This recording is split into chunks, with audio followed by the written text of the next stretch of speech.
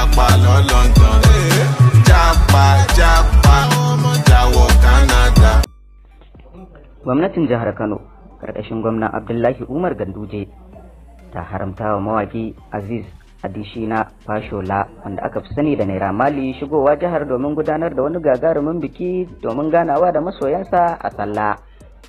Tuni sanarwa ta karaɗe kafafen sada zumunta na zamani akan zuwan Naira Malaey jihar ta Kano a ranar Asabar 22 ga watan Mayun nan.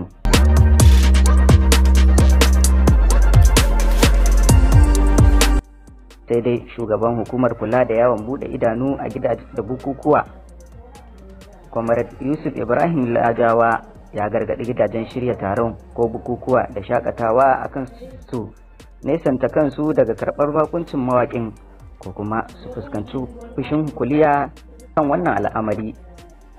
Tuni dai idan za ku iya tunawa a cikin taron bukukuwan sallah da aka gudanar a wannan shekara, dubban mawaƙa baki daga sassa na jihohin Najeriya suka kawo ziyara domin ganawa da masoyansu da kuma gabatar da bukukuwan sallah.